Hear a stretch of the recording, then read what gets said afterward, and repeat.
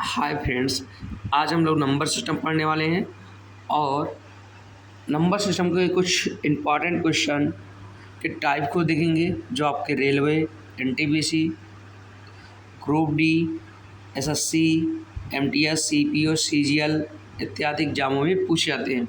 चलिए स्टार्ट करते हैं।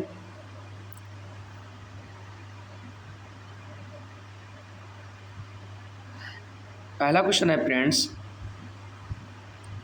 पहला क्वेश्चन है कि दिए गए जो आपको क्वेश्चन दिया गया है, इस क्वेश्चन में हमें गुणनफल में इकाई स्थान पर कौन सा अंक आएगा उसे याद करना है। तो कैसे निकालेंगे क्या अंक? जैसे आपके क्या होता है फ्रेंड्स, आपका जब भी होगा इसमें देखिए ध्यान से, ये जो पावर है इस पावर में 4 से भाग करेंगे। और एक बात याद रखिएगा, अगर आपके जो संख्या है 5 है, किसी संख्या का अंतिम अंक, किसी संख्या का अंतिम अंक 0 हो, 1 हो, 0, 1, 5, 1 मिनट, 0, 1, 5, 6 हो, तो घात कुछ भी हो, उसकी जो पावर कुछ भी हो, लेकिन इकाई हमेशा 0, 1, 5, 6 ही होगा। जैसे इसका इकाई अंक जो होगा 5 हो जाएगा, मल्टीप्लाई इसका इकाई अंक क्या होगा 1 होगा। अब 4 की बात समझ लेते हैं। अगर हम 4 की पावर 1 करते हैं तो 4 आता है, 4 की पावर 2 करेंगे तो 16 आ जाएगा यानी 6 आएगा, 4 की पावर 3 करेंगे फिर 64 आ जाएगा। तो आप एक बार देख रहे हो, अगर घात विषम हो रही है तो इकाई अंक क्या आ रहा है 4, और घात सम हो रही है तो इकाई अंक 6 आ रहा है। तो यहाँ घात क्या है विषम है, तो जब विषम है तो इकाई अंक क्या आएगा 4 आएगा। ये 4 के गुण है कि नंबर 4 है और घात विषम हो रही है तो इकाई अंक क्या आ रहा है 4 आ रहा है, और घात सम होगी तो इकाई अंक 6 आएगा। तो गुणा कर देंगे, 4 पंचे 20 से कम 20, और 20 में इकाई अंक क्या है 0। ऑप्शन नंबर कौन सा हो जाएगा? पहला सही हो जाएगा। समझ में आ गए फ्रेंड्स? चलिए अगला क्वेश्चन देखते हैं।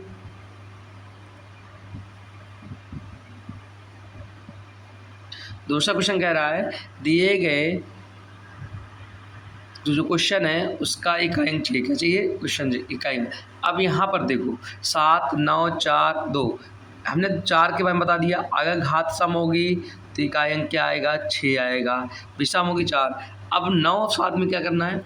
अब अगर किसी संख्या का इकाई अंक 3 हो, 5, 3 हो, 7 हो, 8 हो, 9 हो और 2 हो, तो इनमें क्या करना है? पहले घात में 4 से भाग करेंगे, शेषफल निकालेंगे, इस शेषफल को इनकी पावर में लगा देंगे बस। अब यहाँ घात में 4 से भाग करेंगे, तो 4 से भाग करेंगे तो 4 एक कम 4, 4 3 12, 1 तो बचेगा, यानी इसका जो हो जाएगा 7 की पावर 1 का मतलब होता है 7।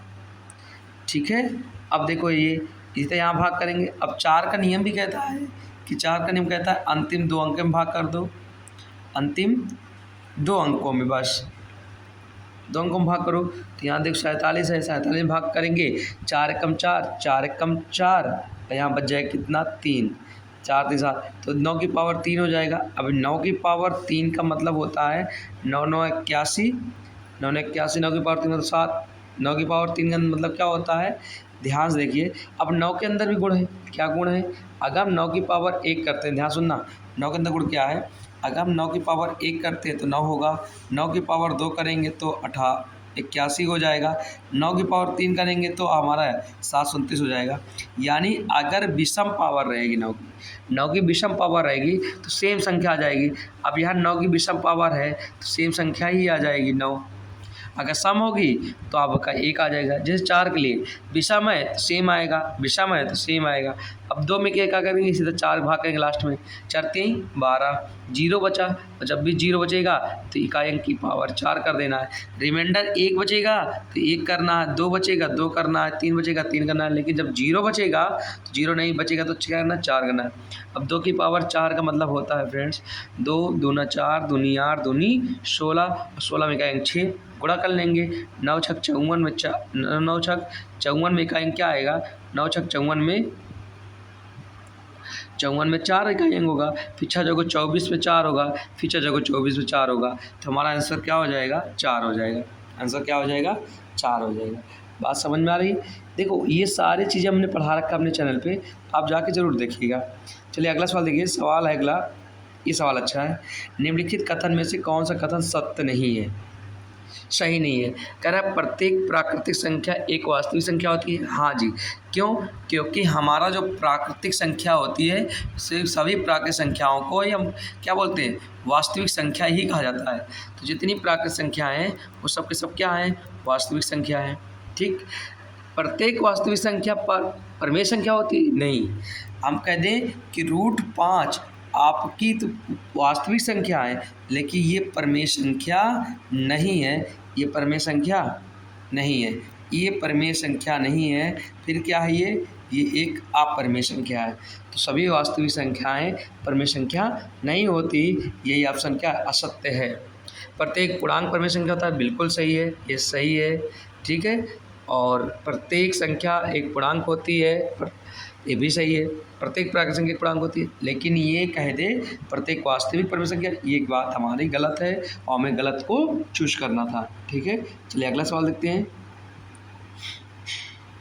सवाल अगला कह रहा है कि 300 और 700 के बीच ऐसी कितनी संख्या है जो 5 और 8 से विभाज्य है। देखो 5, 6, 8 से वही संख्या विभाज्य होगी जो इनके एलसीएम से होगी। इनका एलसीएम क्या है, अगर इनका एलसीएम देखा जाए तो इनका एलसीएम हो जाएगा 8 5 40, 240, नहीं 240 नहीं होगा, 8 5 40, 40 7 12 120 हो जाएगा।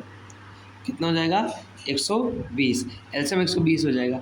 अब 300 और कितने के बीच निकालना है, 700 के, तो 20 निकालना है। 700 को नहीं ले लेंगे तो 699 तक, 699 को 120 से भाग करेंगे, भाग के पूरा कितना जाएगा, भाग कर देंगे तो इसको क्या करेंगे, 12 चौक 48, 12 पंचे 60, 5 बार जाएगा। ठीक, और 300 तक में 12 कितना बार जाएगा, 120 से भाग करेंगे 2 बार जाएगा। अब इन दोनों का अंतर कितना होगा, 3 होगा। तो हमारी कितनी संख्याएं हैं, 3 संख्या हैं, जो इतने 3 ही संख्या मिलेंगी जो 5 से 6 से और 8 से विभाज्य हों। ठीक है, चलिए अगला क्वेश्चन देखते हैं।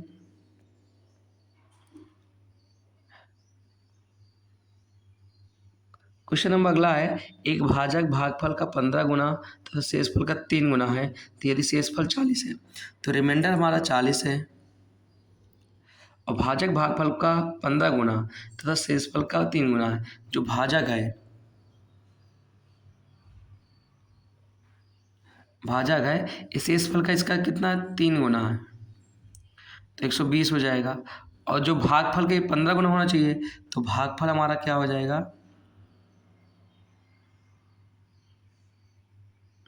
भागफल हमारा इसका 15 गुना, तो इसे 8 करेंगे तभी तो ये जाके 15 गुना हो पाएगा। अब हमारे पास भाजक मिल गया, भागफल मिल गया, शेषफल, तो संख्या नंबर बराबर क्या होता है फ्रेंड्स, आपको पता है, भागफल गुणे भाजक और प्लस शेषफल, ये होता है। भागफल कितना है 8, भाजक कितना है 120 और प्लस शेषफल कितना है 40, तो 12 अट्ठे 96, 12 अट्ठे 96 हो जाएगा, 12 अट्ठे 96, 960 और प्लस 40 जोड़ देंगे तो 1000 हो जाएगा। कितना हो जाएगा, 1000, ये हमारा सही आंसर हो जाएगा। समझ में आ रहा है? चलिए अगला सवाल देखते हैं। सवाल अगला है, यदि किसी संख्या के 899 से विभाज्य किया जाता है तो शेषफल 63 बचता है, तो उसी संख्या को 29 से विभाज्य कर लिया जाए तो शेषफल क्या बचेगा। हम 29 भाग, तो संख्या हम नहीं पता, तो हम जो संख्या काम होगा, जो संख्या के साथ किया जाएगा वही हम शेषफल के साथ करेंगे। यानी 63 को भाग कर देंगे 29 से, तो 29 दूना 58, कितना शेषफल आया 5, ये हमारा क्या आंसर है। मतलब जो काम संख्या के साथ होने वाली है हम वही काम शेषफल के साथ करेंगे। ठीक है, चलिए अगला सवाल देखते हैं।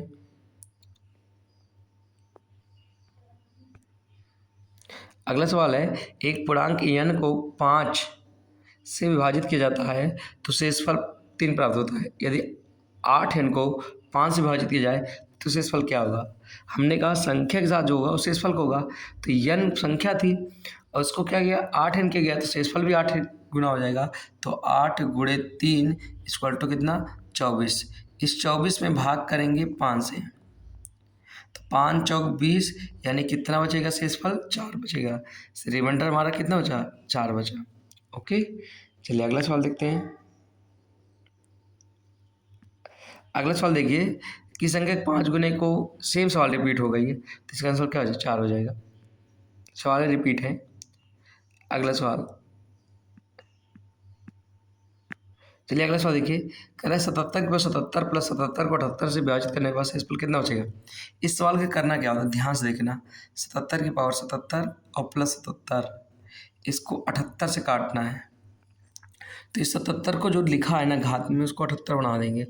कैसे, भान में इसको 78 माइनस 1 कर देंगे और पावर 77 प्लस 77 बटे कितना, 78।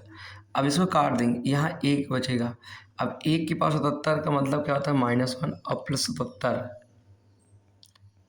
दोनों घट जाएगा, कितना आ जाएगा, 76। हमारा आंसर क्या है, 76। ये सवालें कैसे हो रही हैं हमने आपको यूट्यूब पढ़ाया है, आप देख सकते हो। ठीक है फ्रेंड्स, अगर वीडियो अच्छा लगा हो तो लाइक शेयर कर दीजिएगा। ऐसे ही रोज़ जो इम्पॉर्टेंट सवालें हैं 8-10 सवालों को मैं सीरीज लेके आता रहूँगा। मिलते हैं नेक्स्ट वीडियो में, तब तक के लिए थैंक यू, धन्यवाद, बाय बाय, टेक केयर।